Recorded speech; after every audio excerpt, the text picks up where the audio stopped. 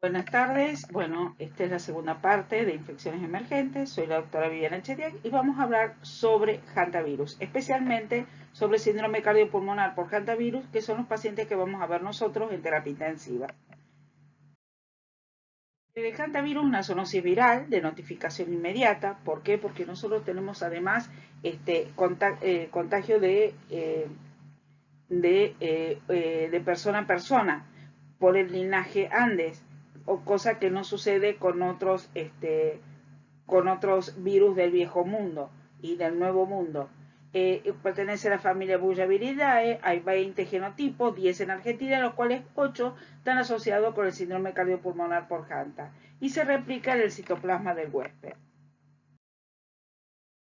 Como ya les dije, tenemos los del viejo mundo, que es la fiebre hemorrágica con síndrome renal, que es en Asia y en Europa. Después tenemos el síndrome cardiopulmonar por hantavirus en América y Europa, que tenemos varios, como el de Chihuahua, el Laguna Negra, el Maciel, el Choclo, hay varios, y son de 150.000 a 200 casos por año, y la mayor cantidad de casos que se reportan son a nivel de Asia. El virus Ande, que es el linaje que tenemos nosotros en Argentina, tenemos el Andes Sur y Suroeste, el Central Plata, el Central Buenos Aires, el norte, el de Orán, el norte Bermejo y el Andes Central LEC. La característica que nosotros tenemos es que este linaje, el virus Ande, tiene la característica de transmisión de persona a persona, como fue demostrado años antes. Hay un trabajo de Martínez, de la doctora Padula y el doctor San Juan, en el cual se había hecho la comprobación a través del estudio genético de esto con secuenciación genética, en cual se pudo demostrar de que había un contagio, una transmisión de persona a persona. Nosotros en este país tuvimos hasta ahora, se habían descrito 5 clústeres. Uno se los voy a presentar yo, otro era de, por ejemplo, de un caso que fue un señor de Neuquén que viajó a Mar del Plata. El señor empieza con síntomas, toma el colectivo, viaja con otro señor que lo ayuda, el señor sintomático. Recordemos que el contagio es cuando el paciente está sintomático. El paciente va con él, lo ayuda, este señor vuelve, llega a Neuquén, este paciente hace el cuadro, se contagia de este paciente, y hay otro tercer persona que va a visitar al primer paciente, digamos, paciente cero, digamos, y hace el cuadro en Neuquén. Así que después hay de una madre con los hijos, hay después toda una familia, y fue demostrado que había contagio de persona a persona. Lamentablemente, también se vio con los primeros casos del Bolsón, donde hubo una médica que falleció, que era la que atendía a aquellos pacientes. Así que siempre recordemos que para atender a este paciente, nosotros tenemos que entrar vestidos. Ya sabemos que esto es importante. El aislamiento respiratorio y de gotitas es muy importante. Así que es importante entrar con guantes, con camisolín, bien protegido, con cofia, protegido la zona ocular. Esto es, y desvestirse en la habitación del paciente. Lo hemos aprendido con esta enfermedad y lo hemos aprendido con otros brotes de otras infecciones. Las zonas en la Argentina se distribuyen en 4, en un momento se había dado 5, que era la central también, pero fundamentalmente son la del noroeste, noroeste, noreste, la patagónica y la de Buenos Aires, que es en el caso nuestro lo que más nos interesa, sobre todo el corredor Buenos Aires-La Plata. Nosotros hemos tenido varios casos, casos de toda esta zona, inclusive tuvimos pacientes, pero también hemos tenido pacientes de Vicente López, pacientes de Lobos, pacientes de distintos lugares. Pero son las zonas donde mayor cantidad de casos hay. Hubo casos también en la zona de Castelli, camino a Mar del Plata, pero este paciente también viajó a San Luis, y si bien San Luis se jactaba de no tenerlo, bueno, tuvo varios casos a punto de partida de este paciente. El hantavirus se hizo famoso cuando fue del 2018 al 2019 la eclosión de casos o el brote en el Epuyén a punto de partida de una persona en una fiesta. Estos fueron 34 casos con una letalidad del 34.5%. Hubo un caso que era una señora que había alojado y cuidado a uno de estos pacientes de Chile, pero estos son los casos que tenemos fundamentalmente de esta época que fue el gran brote y que tuvo tanta repercusión a nivel de noticias en nuestro país. ¿Cómo es la transmisión? Bueno, el roedor está crónicamente infectado, hay transmisión horizontal por conductas agresivas, el virus está presente en excreta y particularmente en orina, y también el tracto respiratorio y saliva. Entonces, ¿cómo se va a contagiar el ser humano? A través de contacto de membrana de mucosa, ingesta de alimentos contaminados, acordemos la parte nasal, por aerosoles, por mucosas, por agua, por alimentos, por mordedura del ratón, por fomite y manos contaminadas y persona a persona. Esto fue demostrado no solamente también en Chile, el trabajo que yo les dije, hay un trabajo con los chilenos, y el trabajo de Martínez con San Juan y con Padula, cual fue demostrado que había transmisión de persona a persona, a pesar de que mucha gente lo discutía. Después del Epuyén ya dejaron de discutir.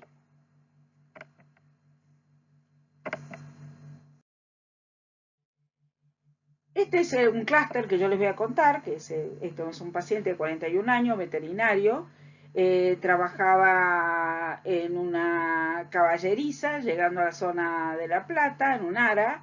El señor, sabemos que donde hay caballo hay rata, es así, no hay muchas vueltas, no es que nosotros esto lo podamos manejar de otra manera. El paciente ingresa el 16 del 7, este es el ingreso, estaba de guardia cuando ingresó el paciente.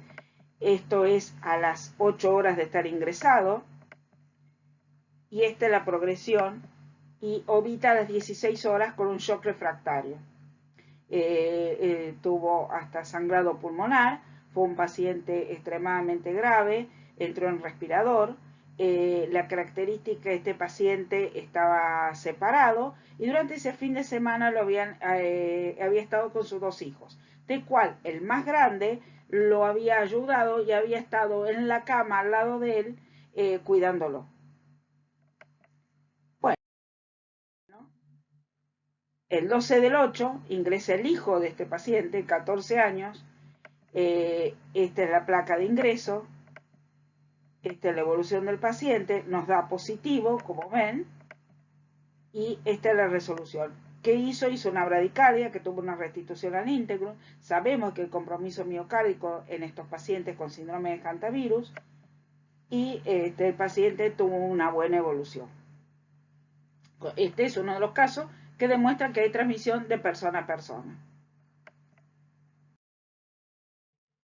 ¿Cuál es la fisiopatología? Se sabe que el virus del hantavirus inactiva la beta-3 integrina, desregula el receptor del factor de crecimiento endotelial. Como vemos, todo tiene que ver con el endotelio, disminuye el antagonismo del factor de crecimiento endotelial, hay una alteración en el endotelio vascular, hay expresión de las caderinas con pérdida de la función de barrera del endotelio.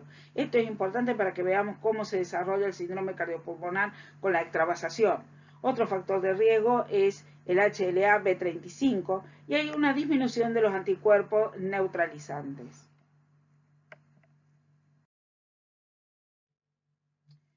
¿Cuál es la clínica? Ustedes van a decir, pues sí, es similar al lepto. Sí, es similar al lepto.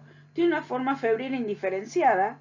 Después viene la forma con compromiso abdominal, renal, hemorrágico, neurológico, y el síndrome cardiopulmonar por hantavirus. Este es lo que va a ser fundamentalmente lo que nosotros vamos a ver en terapia intensiva.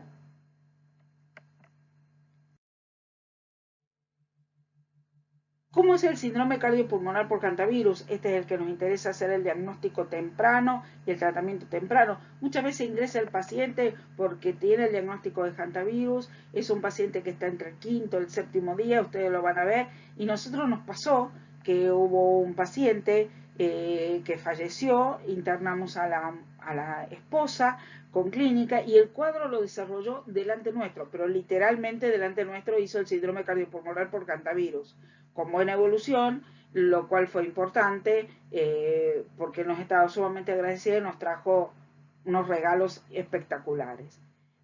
Finalmente, algo que tenemos que saber es que el síndrome cardiopulmonar por cantavirus es una neumonía grave de la comunidad. ¿Sí? ¿De origen qué? Origen viral. Tenemos tres formas. La que tiene injuria pulmonar moderada, pero no tiene inestabilidad hemodinámica, que tiene mejor sobrevida. ¿Sí? La injuria pulmonar grave con inestabilidad hemodinámica con respuesta al tratamiento, que podría ser el caso de la paciente que yo le dije que era pareja de la esposa de un caso que había fallecido. Y la tercera, que es una injuria pulmonar grave con shock refractario, como es el caso del veterinario. Por supuesto, la mortalidad va aumentando en forma, la 1 tiene menor mortalidad, la 2 aumenta la mortalidad, la 3 tiene una mortalidad extremadamente alta. ¿Cuál es el periodo de incubación? El periodo de incubación que tiene entre 7 y 45 días. ¿Sí? Es un periodo de incubación largo. Imagínense que el paciente está en contacto con mucha gente mientras está en periodo de incubación. Tiene una fase prodrómica que es de 3 a 5 días, puede extenderse entre 1 y 12 días. La fase cardiopulmonar, después sigue la fase diurética y después la fase de convalescencia.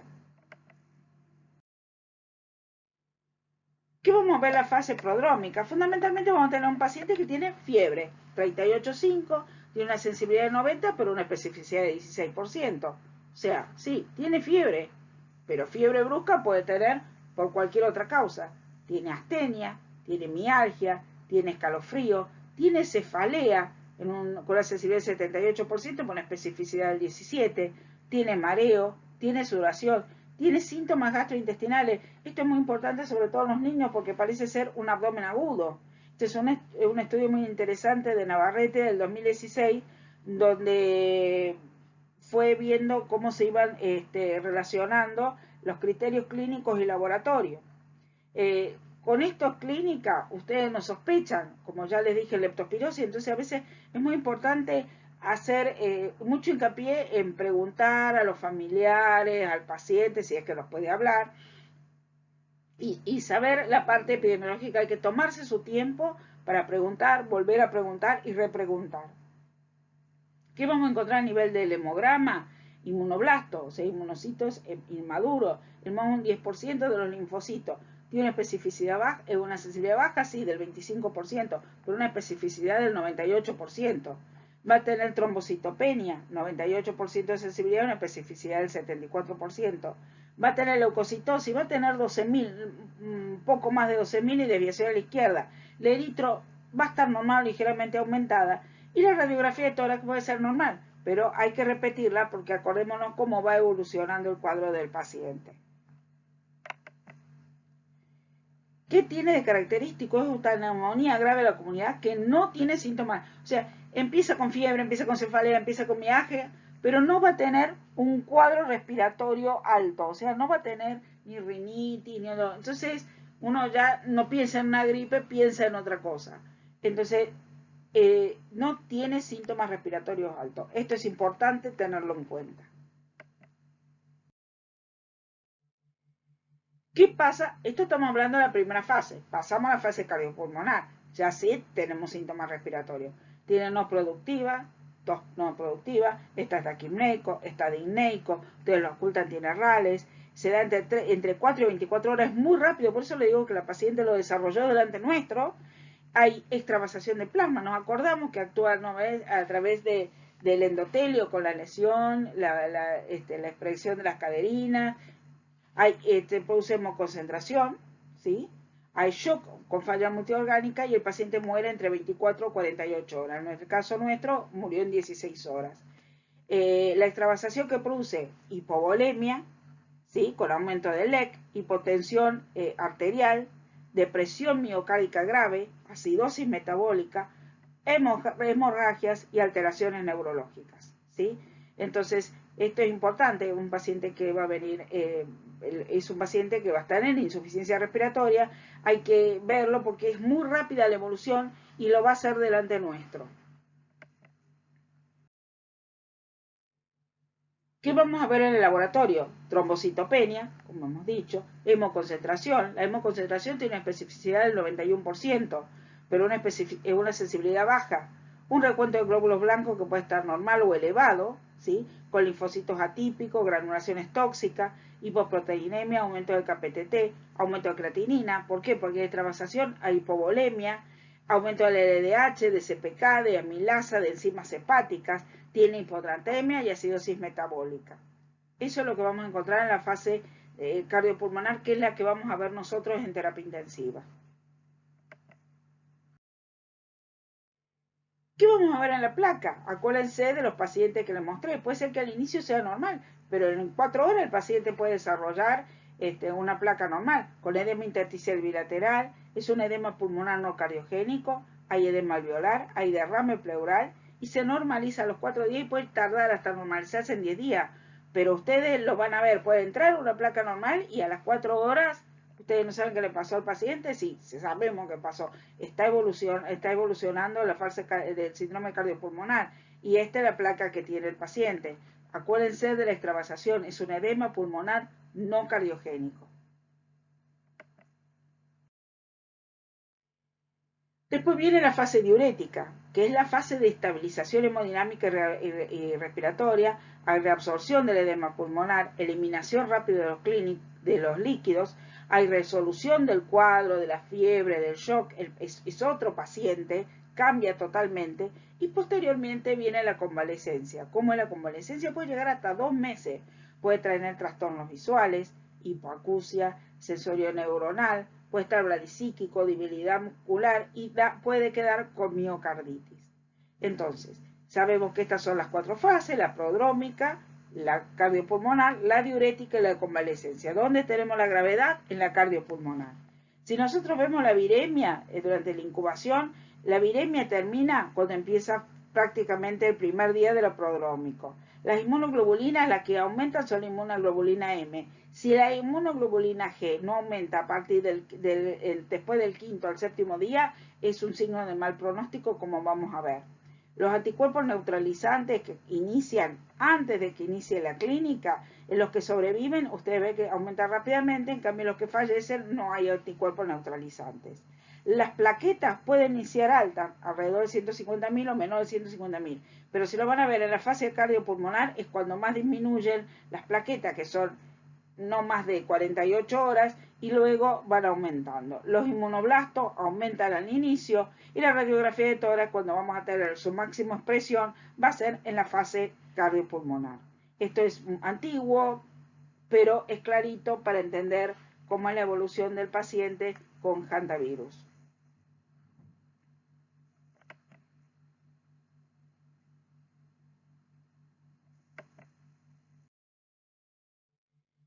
¿Cómo hacemos el diagnóstico? Todo es muy lindo, nosotros hacemos el diagnóstico. Bueno, el diagnóstico se hace, hay 2 lugares, actualmente el Muñiz también está haciendo, pero hay 2 lugares que son de referencia. Uno es el Malbrán y el otro es el Instituto Maistegui de Pergamino, ¿sí? Es importante mandar muestra de sangre, se manda el suero, se tiene que mandar bien rotulado, con historia clínica del paciente, un buen resumen, con el tiempo de evolución, con todos los datos del paciente. Ellos se comunican con ustedes, son muy rápidos, se van a comunicar inmediatamente con ustedes. Lo primero que vamos a hacer es el ELISA o captura de ARN antígeno para IgM. La IgG, como ya les dije por ELISA, que la no detección después del día 7 es de mal pronóstico. La PCR, que es positiva entre el 5º y el 15º día. Y si el paciente muere, la inmunohistoquímica en órganos. Esto es importante, tenemos todo centro, el Malbrán son ambos gratuitos y prestan total colaboración. Van a poder contestar, se van a contactar con ustedes, pero también es importante que ustedes colaboren con ellos.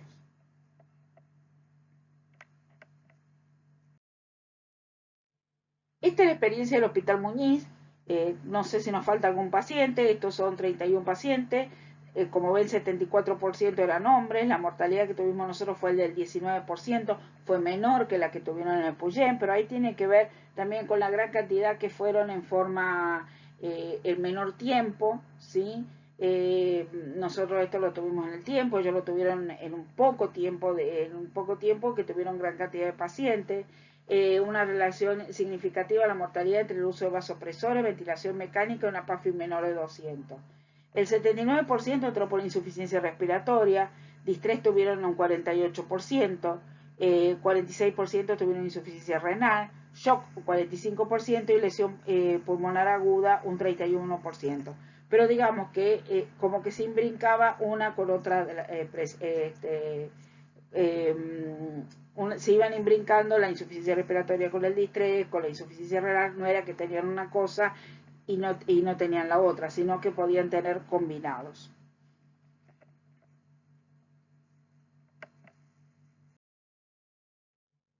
¿Cómo es el tratamiento? Nosotros estamos de guardia y nos van a faltar patines. Acuérdense que los patines están divinos, pero siempre nos tenemos que proteger nosotros. Ante todo, siempre hay que proteger al que cuida.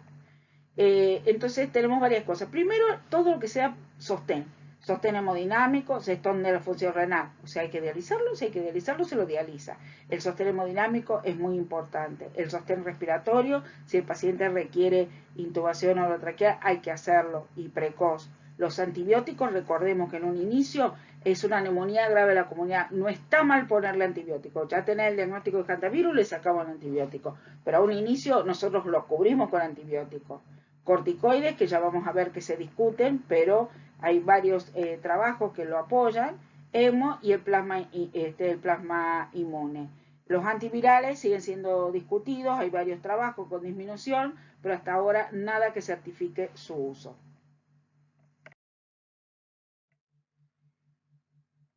Cuando hacemos un tratamiento, nosotros tenemos que tener metas de reanimación. Vamos a ver que las metas de reanimación no son diferentes de todos los pacientes que entramos nosotros en terapia intensiva. Tenemos que tener internación temprana en UTI, siempre es preferible de más que de menos. Un monitoreo continuo, ya se los dije, lo hace delante nuestro, al cuadro lo hizo. Un balance líquido es importante. Acuérdense que después viene el cardiopulmonar, tenemos trabasación, pero después tenemos la fase diurética. Entonces eso es tenerlo en cuenta. Evitar la hipoxemia, ventilación mecánica temprana, control estricto de la hemodinámica, o sea, de los líquidos, inotrópicos tempranos si el paciente lo requiere, medidas de bioseguridad, sobre todo para nosotros, control de fiebre para todo el personal de salud, control de fiebre, mialgia y no dar aspirina. ¿Qué vamos a hacer? Mantener piel tibia con buena perfusión distal, ¿sí? Saturación de buen relleno capilar, saturación de oxígeno mayor del 90%, una TAM media entre 70 y 80, una diuresis mínima de 0.5 o mayor de 0.5 mililitros kilo hora, índice cardíaco mayor de 2.5 litros minuto por metro cuadrado, un lactato menor de 4, saturación venosa central mayor a 70. O sea, no es muy diferente a la reanimación que hacemos con nuestros pacientes. Pero, como ya dije, ¿cómo hacemos? ¿Qué hacemos con la controversia del uso de los corticoides? Bueno, en el caso nuestro, nosotros usamos corticoides, se demostró que no son superiores, pero que no tienen la característica de no ser, no aumentar el riesgo para el paciente y ser seguro.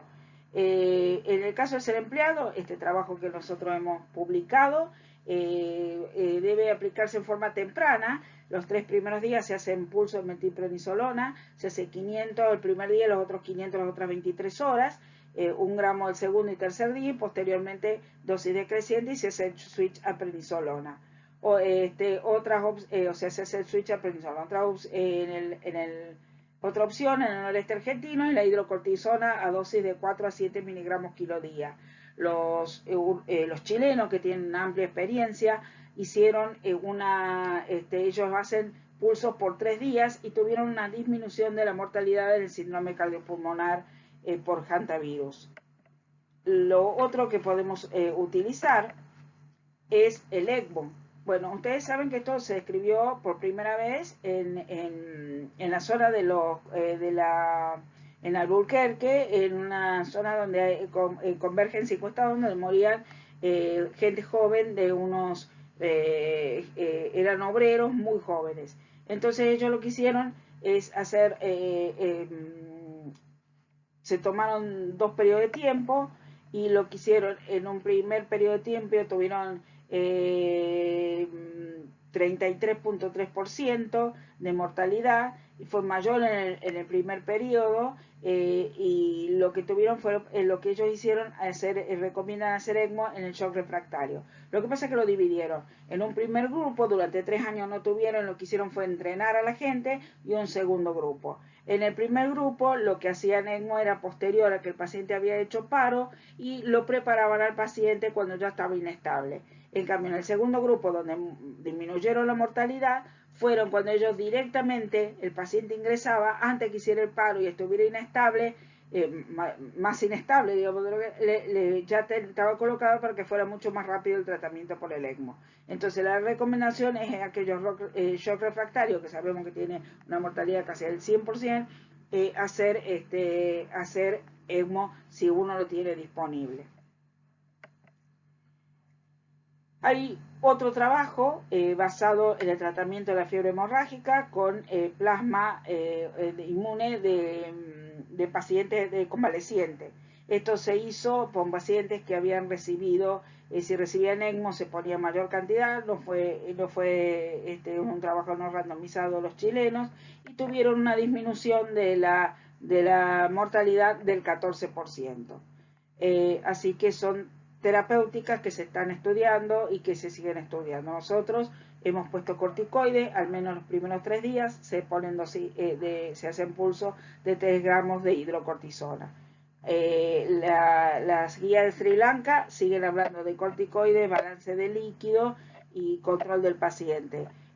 Siempre hay que tenerlo en cuenta y hay que ir estudiando el paciente, y como siempre tener en cuenta que cada paciente es diferente. Como conclusión, es una enfermedad emergente, hay que sospecharlo por epidemiología clínica, importante medir el sostén y el aislamiento. El hombre no debe convivir con roedores, esto es muy bueno decirlo, pero es difícil hacer. En realidad, yo antes ponía una foto del ratón Mickey y decía pensar que todo esto empezó con un ratón, y antes daba una clase y la gente empezó a llorar porque había uno no sabe a veces, pero bueno, había una persona que estaba escuchando cuyo padre había muerto de hantavirus, y yo le relaté cómo era la clínica y ella vio cómo había muerto su papá, entonces fue bastante complicado el contagio persona a persona. Entonces es importante que cuando nosotros vamos a atender al paciente, acordarnos por favor que tenemos que ir vestidos como corresponde, con medidas de aislamiento. El paciente debe estar aislado y nosotros debemos atenderlo con todo el equipo de protección personal adecuado. Bueno, muchísimas gracias y los espero en el tercer video.